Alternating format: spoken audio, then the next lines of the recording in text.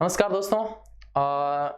मेरा नाम सुरेश चंद्र और आज अपन पढ़ने जा रहे हैं क्लास 10th का केमिस्ट्री का पोर्शन है जिसकी स्टार्ट करेंगे अपन कार्बन से। किससे स्टार्ट करेंगे? कार्बन से। कार्बन से ही क्यों स्टार्ट करेंगे? क्योंकि अपने सारे एनवायरनमेंट के अंदर जितना भी अपना एनवायरनमेंट है उस एनवायरनमेंट के अंदर मैक्सिमम जो पार्ट है, जो मैक्सिमम कंटेंट है वो किसका बना हुआ होता है? कार्बन का बना हुआ होता है। तो कार्बन से अगर स्टार्ट करता हूं तो एक इंट्रोडक्शन अगर बात करें, कार्बन अपनी जो पूरी बॉडी है वो किससे मिलकर बनी हुई है? कार्बन, हाइड्रोजन, ऑक्सीजन और नाइट्रोजन, जिसको अपन बोल सकते हैं कौन? क्या बोल सकते हैं? कौन? CHO और N, कार्बन, हाइड्रोजन, ऑक्सीजन और नाइट्रोजन की। अब इस कौन की अगर बात करें तो कार्बन, हाइड्रोजन और नाइट्रोजन से बने यौगिक जितने भी यौगिक होते हैं वो सारे क्या कहलाते हैं? कार्बनिक यौगिक। क्या कहलाते हैं?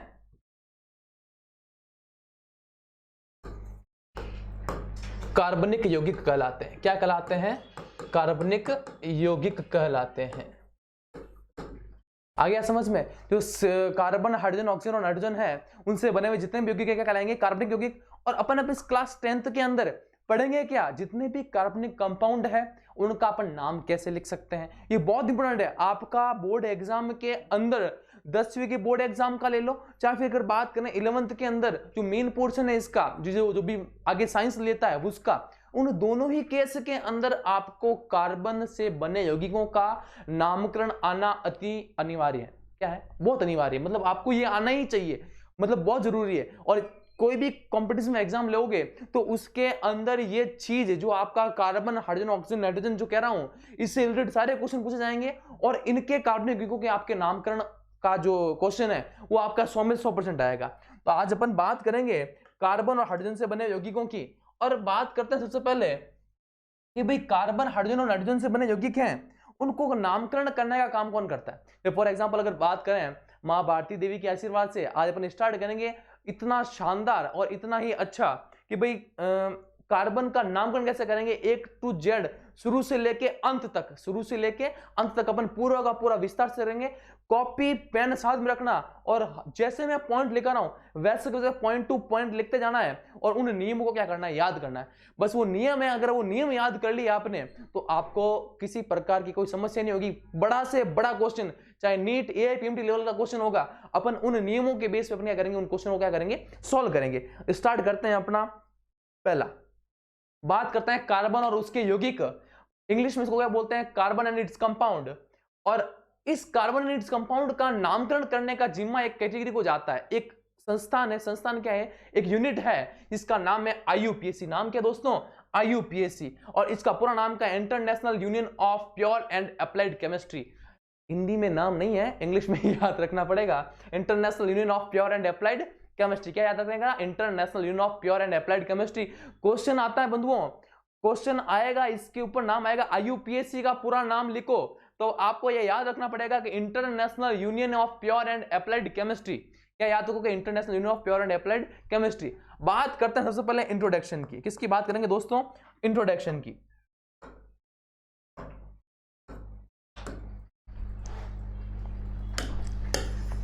सबसे पहले स्टार्ट करते हैं अपन इंट्रोडक्शन। मतलब इस जो आपका पढ़ रहे हैं IUPAC, इस IUPAC के अंदर आपका इंट्रोडक्शन के अंदर आपको क्या क्या चीजें आपको याद में होनी चाहिए। आपने 9th के अंदर पढ़ी है तो ठीक है, नहीं है तो अपना यहाँ पे पढ़ रहे हैं कि इंट्रोडक्शन के अंदर अपन को पढ़ेंगे क्या क्या।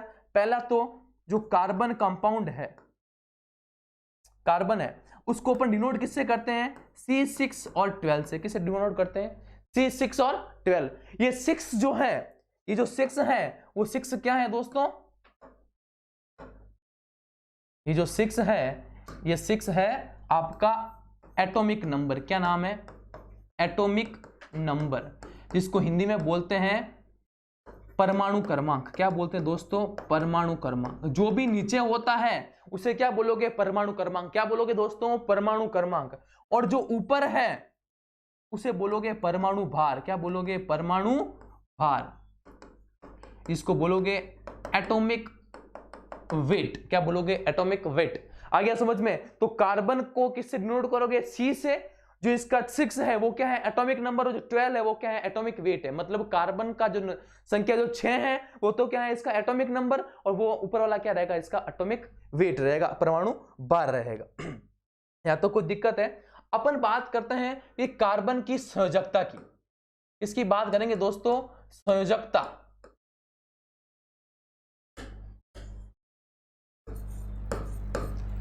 संयोजकता की बात करें, संयोजकता का मतलब क्या होता है? किसी भी परमाणु के बाह्यतम कोश में उपस्थित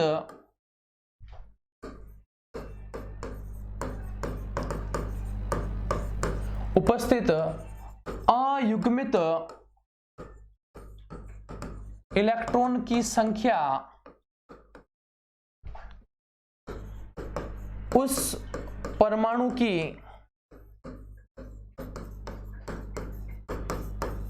संयोजकता कहलाती है। संयोजकता कहलाती है। मतलब किसी भी परमाणु है, उस परमाणु के बाह्यतम कोश में उपस्थित अयुग्मित इलेक्ट्रॉन, मतलब केवल अकेला आदमी होना चाहिए। अयुग्मित मतलब केवल अकेला आदमी की जो इलेक्ट्रॉनों की जो संख्या है वो उसकी क्या कहलाएगी? उसकी संयोजकता। इंग्लिश में बोलते हैं इसको वैलेंसी। क्या बोलते हैं बेटा? वैलेंसी। क्या बोलते हैं? वैलेंसी। दोनों टर्म्स अपन क्या करेंगे? साथ में याद करते हुए चलेंगे। संयोजकता के बाद में अपन बात करते हैं कि कार्बन के अलावा और कौन कौन से कंपाउंड है, उनको किस नाम से जानते हैं, देखते हैं। भी कार्बन, ये रहा, सी को बोलते हैं कार्बन। H का मीन होता है हाइड्रोजन। क्या होता है बेटा? हाइड्रोजन होता है। N का मतलब होता है नाइट्रोजन। क्या होता है दोस्तों? नाइट्रोजन होता है। O का मतलब होता है दोस्तों ऑक्सीजन। क्या होता है? ऑक्सीजन। आप सोच रहे होंगे सर इंग्लिश में लिखना स्टार्ट कर दिया। बेटा पूरी IUPAC के अंदर आपको इंग्लिश टर्म्स ही याद रखने हैं, क्योंकि सारे के सारे जो नियम हैं वो अंग्रेजी वर्णमाला मतलब आपकी ABCD के अकॉर्डिंग टू अल्फाबेट सारे नियम बनेंगे। तो अल्फाबेट के नियम के लिए आपको इंग्लिश में ही लिखना पड़ेगा। अब हिंदी में तो अल्फाबेट आते नहीं है ना, इसलिए आपको सारे के सारे टर्म्स इसमें याद रखेंगे, इंग्लिश में याद रखेंगे। ज्यादा बड़ी इंग्लिश नहीं, एकदम छोटी सी इंग्लिश है इसकी। ओ का मतलब क्या हो गया? ऑक्सीजन। इसके अलावा भाई कार्बन, हाइड्रोजन, नाइट्रोजन और ये आपका ऑक्सीजन हो गया। नेक्स्ट बात करते हैं हैलोजन परमाणु की। हैलोजन परमाणुओं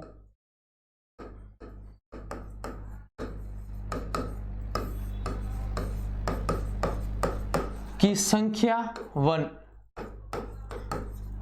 ना। अब हैलोजन परमाणु के अंदर आपको याद रखना है फिर कल बार आई एंटी। क्या याद रखोगे? फिर कल बार आई aunty. Fluorine, chlorine, bromine, iodine और एटी। अब इस एंटी को तो अपन याद रखेंगे नहीं, क्यों? ये अपने आएगा नहीं। अपन हैलोजन परमाणु के अंदर आपको जब नामकरण करना है इसको अपन ही याद रखेंगे। Fluorine, chlorine, bromine, iodine. क्या याद रखोगे? Fluorine, chlorine, bromine, iodine. इसको हिंदी में मैं लिख रहा हूं आपको ताकि याद रहे अच्छे से। क्या याद रहे? आपको अच्छे से याद रहे इसलिए मैं लिख रहा हूं। फिर कल बार आई अंटी।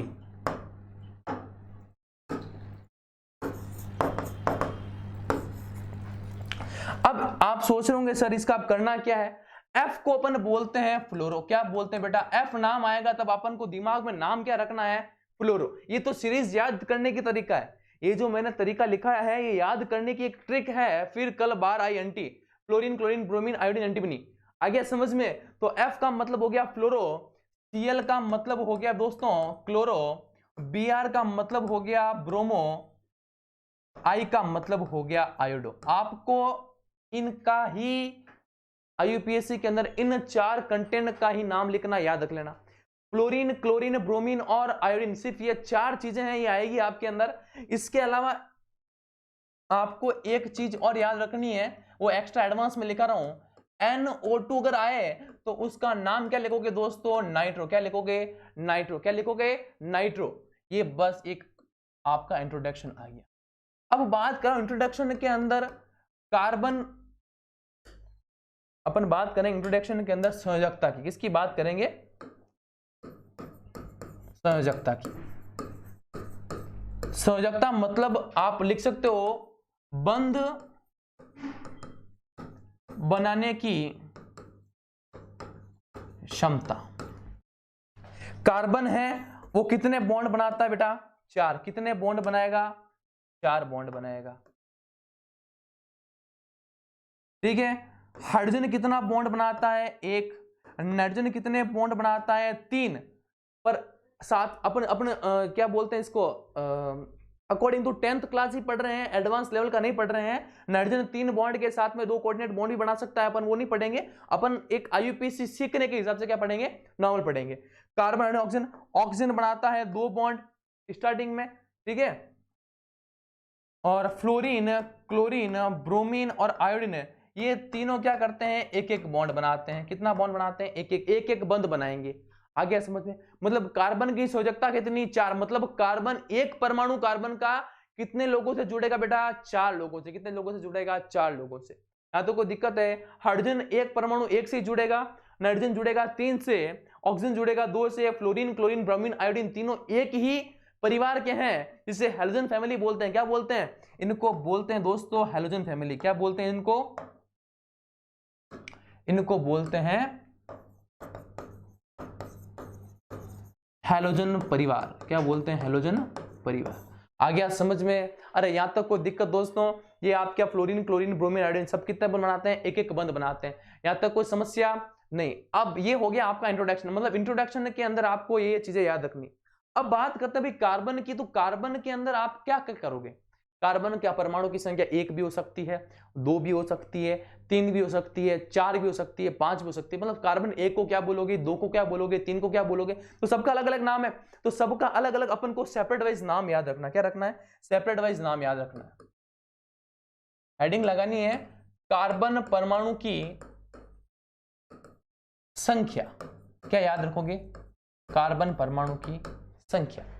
अब कार्बन परमाणु की संख्या की बात कर रहा हूं मैं, तो सबसे पहले बात करता हूं 1 कार्बन, 2, 3, 4, 5, 6, 7, 8, 9, 10। कोर्स में 10 तक है, आपने 10 ही पढ़ेंगे। 1 कार्बन को बोलते हैं दोस्तों मैथ, MATH, मैथ। 2 को बोलते हैं दोस्तों एथ, फिर prop, then but, then pent. 6 को बोलते हैं दोस्तों हेक्स, 7 को बोलते हैं दोस्तों हेप्ट, 8 को बोलते हैं दोस्तों ऑक्ट, 9 को बोलते हैं दोस्तों नॉन, और 10 को बोलते हैं अपन डेक। 11 को बोलते हैं अनडेक, 12 को डूडेक, ट्राइडेक, टेट्राडेक, पेंटाडेक, हेक्साडेक, सेप्टाडेक। तो ये आगे वाले हैं जो अपन जब साइंस लेंगे और 11th के अंदर जब आईयूपीएसी पढ़ेंगे तब डीपली और ज्यादा, तब अपन ये काम आएगा। अभी अपना 10 तक याद कर लेते हैं। क्या हो गया?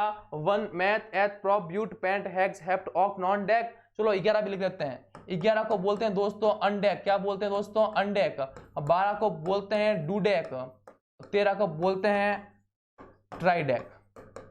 ठीक है। इसी प्रकार से क्या करेंगे अपन? आगे आगे चलते जाएंगे।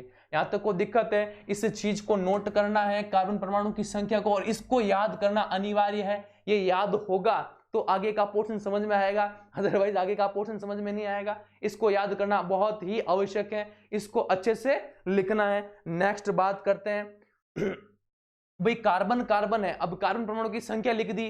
अब कार्बन परमाणु की संख्या के बाद में अगर कार्बन की, अगर मैं नोटिस करूं, कार्बन की बात करें तो कार्बन अगर सिंगल बॉन्ड भी हो सकता है, कार्बन कार्बन में डबल बॉन्ड भी हो सकता है, ट्रिपल बॉन्ड भी हो सकता है, और दूसरे कार्बन से जुड़ा हुआ हो सकता है। मतलब डबल, सिंगल, डबल और ट्रिपल ही हो सकता है। ऐसा नहीं हो 4 बॉन्ड बना लो, 4 बॉन्ड कभी नहीं बनता बेटा।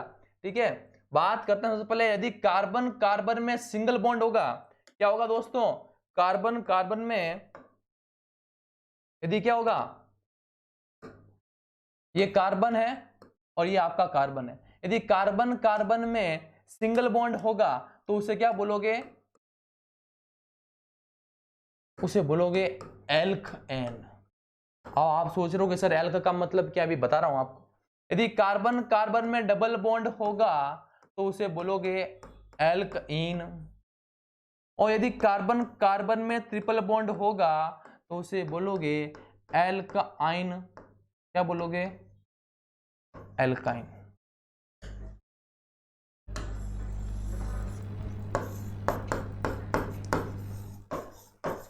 अरे अरे कोई दिक्कत है क्या? कार्बन कार्बन में single bond alkane, carbon carbon में double bond alkene, carbon carbon triple bond alkyne. आ गया समझ में? आप सोच रहे हो, अब इसमें आप नोटिस करो, आप खुद सोचो तो इसमें क्या चेंज हुआ है और इसमें क्या चेंज हुआ है।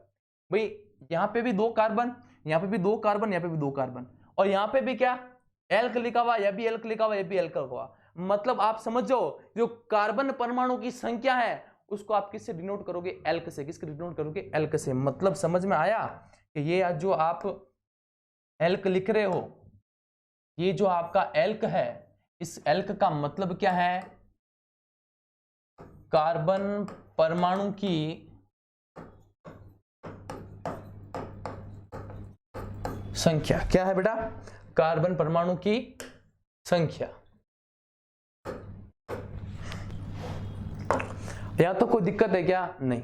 अब ये आपकी कार्बन परमाणु की संख्या हो गई।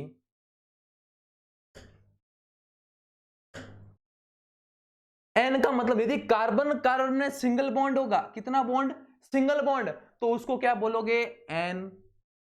यदि कार्बन कार्बन में डबल बॉन्ड होगा तो उसको क्या बोलोगे दोस्तों? इन। क्या बोलोगे? इन। और यदि कार्बन कार्बन में अगर ट्रिपल बॉन्ड होगा तो उसे क्या बोलोगे दोस्तों? आइन। इस दिमाग में बात में ध्यान में रख लेना। कार्बन कार्बन में सिंगल बॉन्ड हुआ तो बोला एल्क एन, यदि कार्बन कार्बन में डबल बॉन्ड हुआ तो बोला एल्क इन, यदि कार्बन कार्बन में ट्रिपल बॉन्ड हुआ तो बोला क्या? एल्क आइन। यहां तक कोई दिक्कत है क्या? नहीं। अब ये तो हो गए आपके कार्बन की रिलेटिव टर्म्स। अब बात करते हैं अपन के कार्बन परमाणु को लिखने के कुछ नियम है। क्या है? कुछ ना कुछ नियम है, उन नियमों को लिखना जरूरी है। पहले स्टार्टिंग करते हैं फर्स्ट नियम की। आयु हेडिंग लगाना है आईयूपीएससी के नियम। आईयूपीएससी के नियम हेडिंग लगाना है आईयूपीएससी के नियम। ठीक है, आईयूपीएससी के नियम हेडिंग लगानी है। और इस आईयूपीएससी के नियम के अंदर अपन पहला नियम लिखेंगे, फर्स्ट नियम लिखेंगे बेटा। सबसे पहला नियम है लंबी से लंबी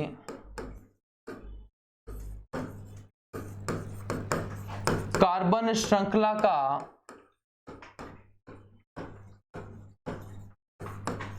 चयन करें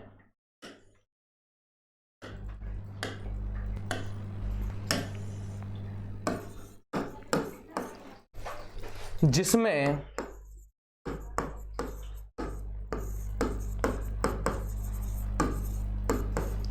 अधिक से अधिक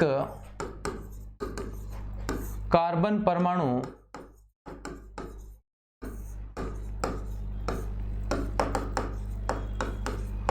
उपस्थित है। आपको लंबी से लंबी कार्बन श्रृंखला का चयन करना है जिसके अंदर number of carbon atoms, carbon परमाणु की संख्या क्या हो? अधिक से अधिक। मतलब जितना ज्यादा हो उसी चेन को सिलेक्ट करना है। जितनी लंबी चेन होगी कार्बन की वही आपको सिलेक्ट करनी है। छोटी चेन सिलेक्ट करके अगर आप कुछ नामकरण करोगे तो वो नामकरण कौन कर देगा? गलत कर देगा। और आप ये बात याद रख लेना कि जितने भी कार्बनिक यौगिक हैं उन कार्बनिक यौगिकों का नामकरण करने का काम कौन करता है दोस्तों?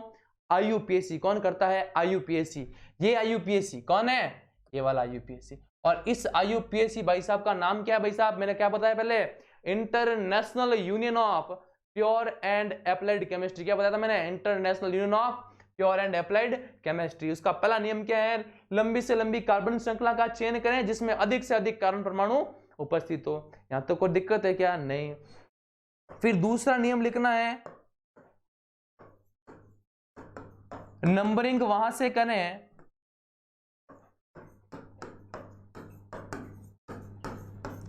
जहां से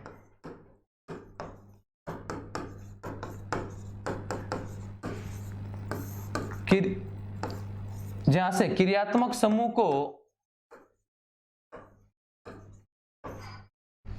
को कॉमा डबल बॉन्ड व ट्रिपल बॉन्ड, मतलब द्विबंध व त्रिबंध को कम से कम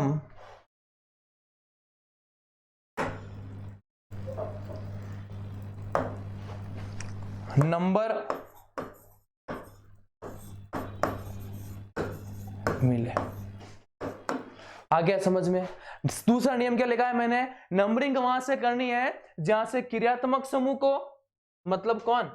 fluorine, chlorine, bromine, iodine, nitro, ये सभी, इनको क्या मिलनी चाहिए? कम से कम नंबर मिलने चाहिए। और दूसरा किसको? डबल बॉन्ड और ट्रिपल बॉन्ड को क्या मिले? कम से कम नंबर मिले। अब आप सोच रहे होंगे सर ये कैसे करना है, क्या करना है? अब इसका करते हैं पहले एग्जांपल। देखो याद रख लेना, मैं आईयूपीएससी का नियम लिखवा रहा हूं, उसी आईयूपीएससी के नियम के अंदर मैंने 2 नियम लिखवाए हैं। अब इन 2 नियमों को अपन क्या करेंगे? पहले एक्सप्लेन करेंगे। कैसे? एग्जाम्पल के थ्रू पहले एक्सप्लेन करेंगे, उस एक्सप्लेनेशन के बाद में अपन वापस क्या करेंगे? तीसरा नियम लिखेंगे। याद रख लेना कौन सा नियम लिखेंगे? अभी 2 नियम लिखेंगे, इसके बाद में जो नियम लिखेंगे वो कौन सा होगा?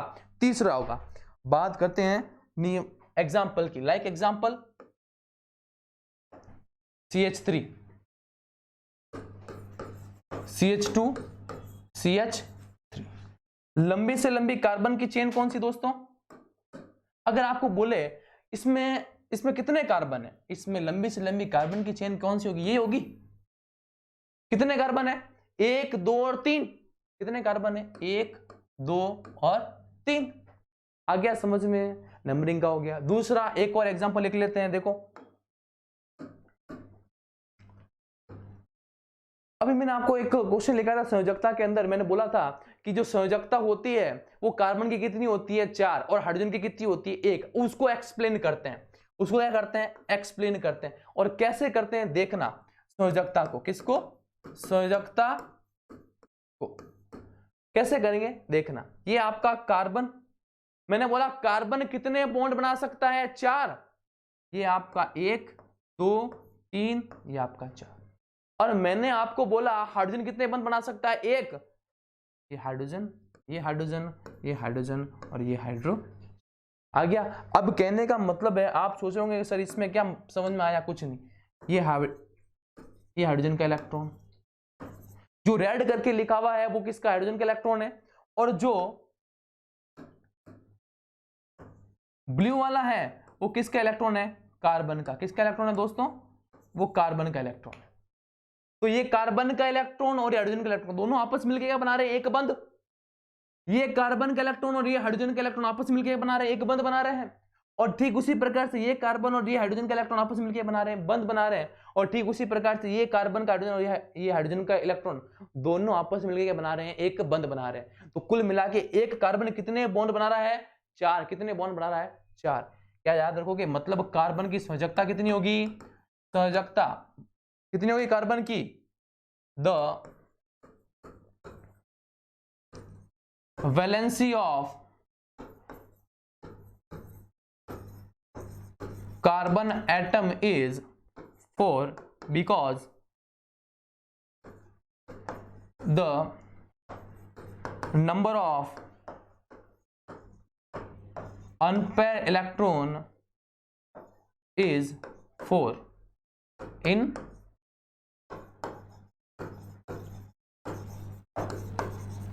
Carbon atom. मतलब कहने का है the valency of carbon atom is 4 because the number of unpaired electron is, मतलब कार्बन के आउटर मोस्ट शेल में 4 क्या होते हैं? अयुग्मित इलेक्ट्रॉन होते हैं। और इन 4 अयुग्मित इलेक्ट्रॉन के कारण ये क्या हो सकता है? इस कार्बन की वैलेंसी कितनी होती है?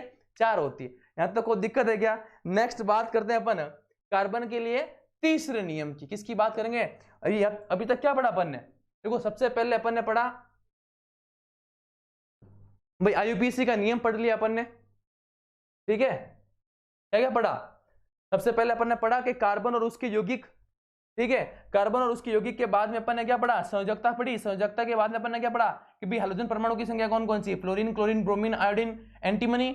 और उसके बाद जो NO2 उसको क्या बोलते हैं? नाइट्रो। बंध बनाने की क्षमता पढ़ ली, ठीक है? उसके बाद कार्बन परमाणु की संख्या क्या क्या होती है वो देख लिया, 1 से लेके 13 कार्बन तक की कार्बन परमाणु की कार्बन के बीच में बनने वाले बंधों की संख्या भी अपन ने चेक की। उसके बाद में आईयूपीएससी के नियम, अपन ने पहला नियम लिखा लंबी से लंबी कार्बन श्रृंखला का चयन करना जिसमें अधिक से अधिक क्या हो? कार्बन परमाणु उपस्थित हो। और नंबरिंग वहां से करनी है जहां से कार्बन परमाणु डबल बॉन्ड ट्रिपल बॉन्ड क्या मिले, कम से कम नंबर, और उसके अपन ने क्या कर लेते एग्जांपल। अब बात करते हैं अपन तीसरे की। तीसरा नियम क्या बोलता है बेटा, नामकरण में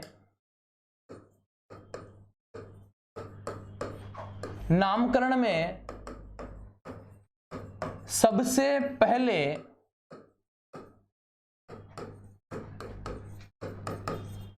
क्रियात्मक समूह को लिखा जाता है।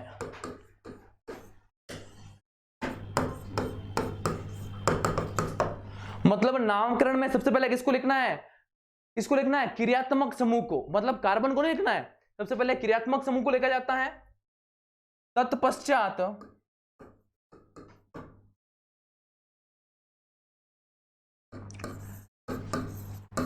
कार्बन परमाणु की संख्या व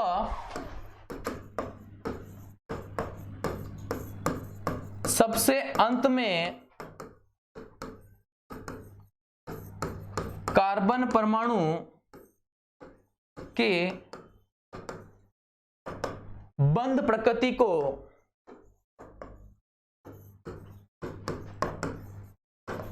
लिखा जाता है। यह नियम याद रखना है, क्या करना है कि नामकरण में सबसे पहले क्रियात्मक समूह को लिखा जाता है, तत्पश्चात कार्बन परमाणु की संख्या को, और सबसे अंत में कार्बन परमाणु के बंध प्रकृति। और बंध प्रकृति दोस्तों कौन सी थी, अरे बंध प्रकृति कौन सी थी, यदि कार्बन कार्बन में सिंगल बॉन्ड होगा उसे क्या बोलोगे, एल्क एन, लिखा था कि नहीं लिखा था अपन ने। यदि कार्बन कार्बन में डबल बॉन्ड होगा, कार्बन कार्बन में ट्रिपल बॉन्ड होगा, ये तो है बंध प्रकृति इसकी,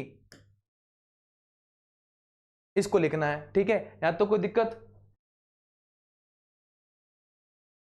ठीक है ना, या तो कोई दिक्कत हो गया नहीं है। ठीक है, अब इसका एक चीज को नोट डाल के लिखना है, क्या करना है, नोट डाल के लिखना है, क्योंकि इस नियम का एक अपवाद नहीं बोल सकते, इस नियम का एक स्पेसिफिक रूल है, उस रूल को फॉलो करके ये नियम फॉलो करना है। तो वो नियम क्या है उसको अपन लिख रहे हैं हैशटैग के साथ में, 500 रुपए का नोट लगाओ और लिखना उसके अंदर, इन सभी का नामकरण, इन सभी का नामकरण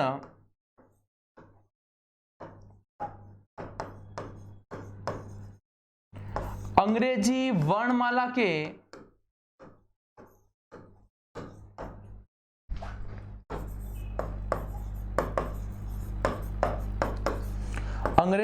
के क्रमानुसार स्थिति दर्शाते हुए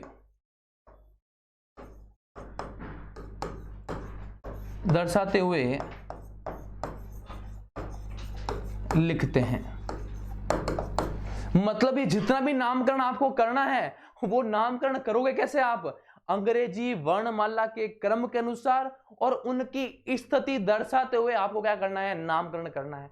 कैसे, एक एग्जांपल देखते हैं, देखना कि लाइक एग्जांपल, ये एक कार्बन है CH3 CH2 CH2 CH Br CH3। भाई पहला नियम मैंने क्या बोला था दोस्तों, पहला नियम मैंने क्या बोला था, आपको लंबी से लंबी क्या करनी है, कार्बन श्रृंखला का चयन करना है। किसका करना है, लंबी से लंबी कार्बन श्रृंखला का चयन। और लंबी से लंबी कार्बन श्रृंखला का चयन कैसे करोगे दोस्तों, दिख रही लंबी से लंबी, इससे लंबी कोई कार्बन श्रृंखला है क्या, नहीं है। जो चेन आपने सिलेक्ट की है उसके बाहर वाले, चेन के बाहर वाले सारे क्या कहलाएंगे, क्रियात्मक समूह। क्या कहलाएंगे, चेन के बाहर वाले सारे के सारे क्या कहलाएंगे, क्रियात्मक समूह। तो यहां पे एक नोट और लिख लेते हैं, चयनित श्रृंखला के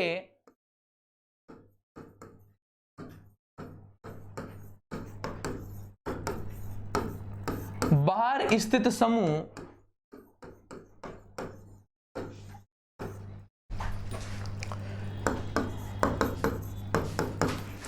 क्रियात्मक समूह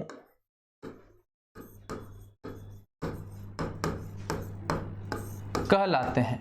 जो चयनित आपने श्रृंखला, जो आपने श्रृंखला का चयन किया है उसके बाहर वाले सारे क्या कहलाएंगे, क्रियात्मक समूह। मतलब भाई साहब ये ब्रोमीन क्या हो गया, अब Br को अपन ने क्या बोला था दोस्तों, ब्रोमो बोला था कि नहीं बोला था, तो Br को अपन ने ब्रोमो बोला तो मतलब ये ब्रोमो क्या हो गया, क्रियात्मक समूह, क्या हो गया, क्रियात्मक समूह। यहां तक कोई दिक्कत है क्या, नहीं। नेक्स्ट करेंगे अपन अगली क्लास के अंदर, तब तक के लिए धन्यवाद, थैंक यू सो मच, जय हिंद।